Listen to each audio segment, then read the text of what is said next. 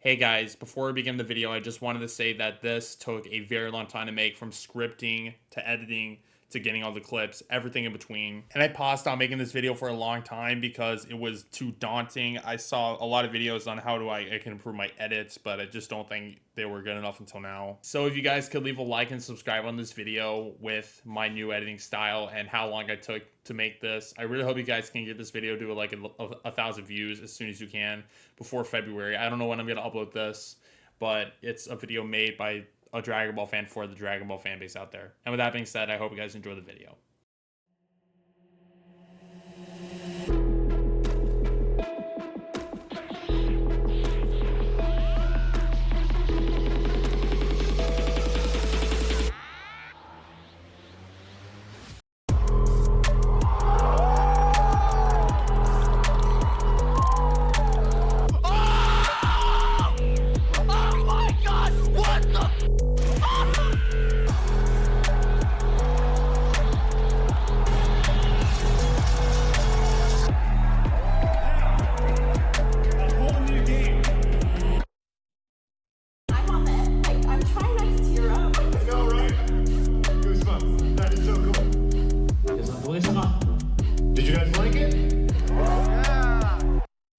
Well, I can't say much about this year that isn't too tear-jerking. 2024 was nothing short of a roller coaster for Dragon Ball. Heading into this year, we were expecting one of the biggest yet with the aforementioned Dragon Ball Sparking Zero and Dragon Ball Daima announcements, with more on the horizon, but almost immediately as it kicked off, it got really emotional really quickly. Like I said at the start of the video, this might have taken me the longest time to make out of all my videos in 2024. So if you can leave this video a like and give it the overall support I wanted to get, I would really appreciate it, because like I said, this video was made specifically for the Dragon Ball fanbase and nobody else. With me not having much else to say at this point, let's get into it. 2024 could not have gotten off to a better start. The year kicked off at Dragon Ball Games Battle Hour, a convention set to be held in Los Angeles, California during the last weekend of January. Like the years before it, it featured activities for the Dragon Ball Games Fighters, Legends, Dokkan Battle, and the Dragon Ball Super card game. However, most people were going for a different reason. Heading into the event, the attendees heavily speculated that the aforementioned Dragon Ball Sparking Zero would get the treatment it deserved in form of a new trailer, more precious details, and possibly a release date. We ultimately got 2/3 of the way there.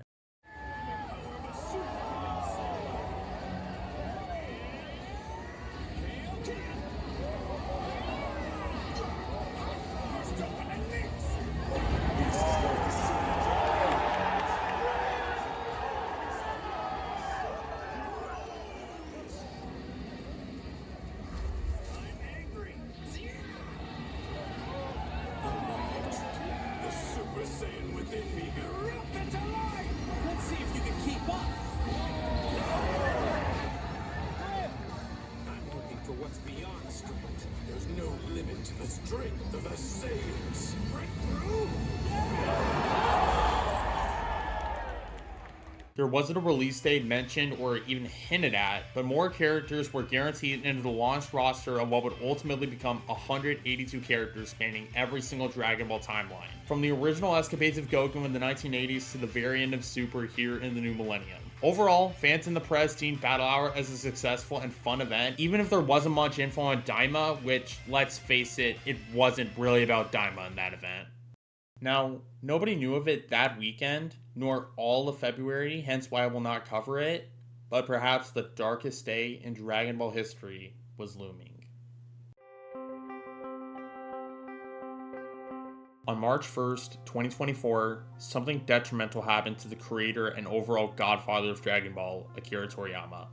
After a lengthy fight with a brain tumor, he passed away. Even still, we continued our normal ways for the next few days. Most of us didn't know this, but before we knew it, the tears came rolling down all of our faces 6 days on March 7th. His death was made public, shocking everyone. In the blink of an eye, the mostly typical Thursday became one of, if not the most tumultuous day for fans of his IPs. This didn't only include Dragon Ball. Toriyama had also created Dr. Slump, Sandland, and Dragon Quest, amongst other properties aside from his magnum opus. Within minutes, millions of condolences were sent from around the world. The fans, voice actors, artists, creators, event organizers, and everyone in between had to give their condolences to the man behind the franchise they had loved so much. What made things all the more saddening is the fact that Toriyama's final work wasn't even ready for us yet. It immediately became apparent that the aforementioned Dragon Ball Daima would possibly be his final work. It didn't matter if it was a game, book, anime, movie, nothing. Most everything relating to Dragon Ball that had remixed his original ideas had him credited to some extent. With Toriyama now deceased and a new game and anime releasing soon, nobody could pinpoint the sole emotion they felt. On one hand was the excitement of the future, but the other hand featured the sorrow of losing an icon not only to them, but everyone else on the world. But they painfully had the rest of 2024 to get through. Fans would have to wait a long time before their moment of healing finally came. The show must go on. By the beginning of the summer, that day of healing had basically been confirmed. During the recently formed yet somewhat coveted Summer Game Fest event, Sparking Zero finally had its most important details pinned down. During the event, it received the biggest trailer it could possibly get for the occasion. More precious gameplay and details were shown, but what mattered the most were the release date and pre-order details. Let's just say the ending of the trailer overjoyed fans.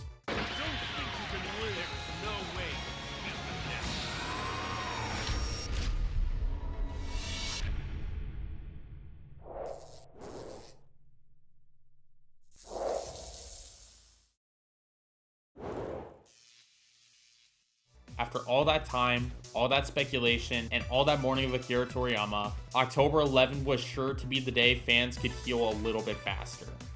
And then, miraculously, it only got better. On July 19th, the aforementioned Dragon Ball Daima, aka possibly Toriyama's final work, got a release date of its own. October 11th, the same day as Sparking Zero. Immediately as they saw the release date, fans around the world knew that day in particular would be a desperate moment of healing for everyone. All they had to do now was play and win the waiting game for 2 more months, and the day will finally come. Genuinely, I don't think I can describe the world's raw excitement heading into October. On the Sparking Zero side of things, it released the critical praise for many elements despite having some major problems that have either been fixed or will be fixed. Many people, including me, love this game, and too many YouTube videos with praise for it have come out, once again allowing healing after Toriyama's death. It even became a nominee at the 10th Annual Game Awards for Best Fighting Game earlier this month, ultimately losing to Tekken 8. We had just witnessed possibly the biggest return of Dragon Ball games ever. As for Daima, fans enjoyed the art style, vocal performances, fight sequences, opening song, and many more aspects, which pinned down a ginormous return for the anime series, maybe as Sparking Zero did for the video game side of things. And now, after one of the most tumultuous years in the history of our fanbase, we've arrived at the end. December is obviously the last month of the year, and with no more real announcements beside new episodes of Daima and occasional patches for Sparking Zero coming out, that's pretty much all we can say about new things this year. Through all the trials and tribulations, the highs, the lows, the news, the olds, and everything in between, we will keep going as a community and stay strong. Anyways, with nothing much else to say now, thank you so much for watching. Be sure to give this video a like, subscribe to me, do whatever there is to that's positive down below, and I'll see you soon.